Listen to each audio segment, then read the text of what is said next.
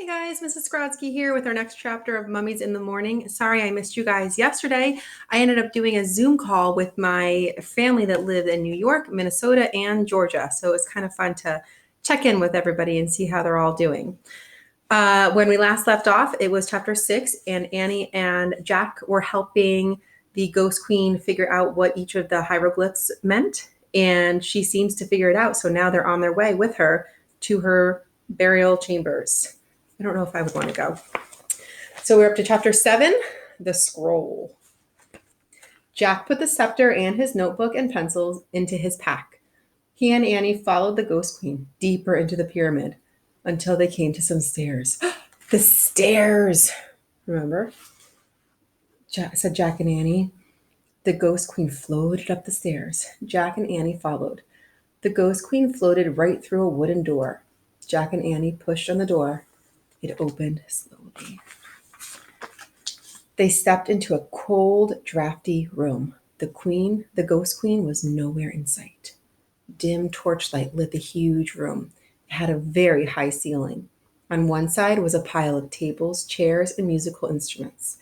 On the other side of the room was a small wooden boat. The boat, said Jack. Remember, there's our boat. What's it doing inside Queen Hatepi's pyramid? Asked Annie.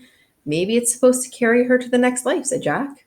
He and Annie went over to the boat. They looked inside it.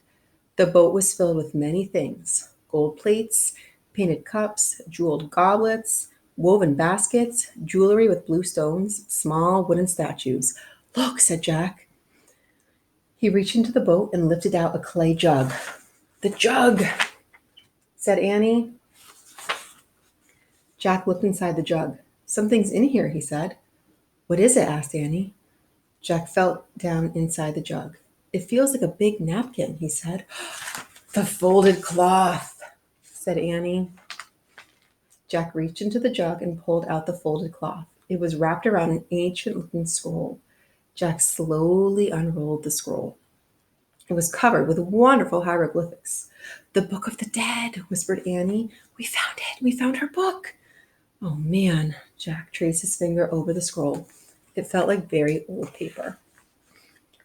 Queen Hatepi, called Anne. We have it. We found your Book of the Dead. Silence.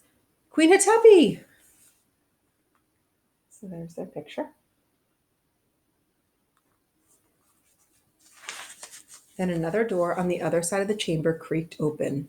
In there, said Annie. Maybe she's in there.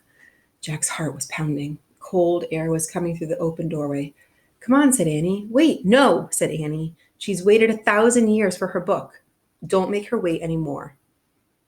Jack put the ancient scroll into his backpack. Then he and Annie slowly started to cross the drafty room. They came to the open door. Annie went through first.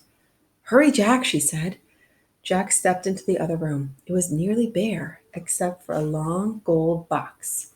The box was open. The cover was on the floor. Queen Hatepi? Called Annie. Silence. We found it, said Annie. Your Book of the Dead. There was still no sign of the Ghost Queen. The gold box glowed. Jack could barely breathe. Let's leave the scroll on the floor and go, he said. No, I think we should leave it in there, said Annie. She pointed to the gold box. No, said Jack. Don't be afraid, said Annie. Come on. Annie took Jack by the arm. They walked together across the room to the glowing gold box. They stopped in front of the box and they peered inside. And that is the end of our chapter. So I guess that Queen Hatepi wanted to go to her, what'd she call it? Her death chamber. But she needed Jack and Annie to help her. So they went with her and they couldn't find her when they got there. Bum, bum, bum. All right, we will do chapter 8 tomorrow, which is called The Mummy. You guys have a great rest of your night. I'll see some of you tomorrow for math at 10:20, and I know some of you will see Mrs. Lou for math. Have a great night, guys. Bye.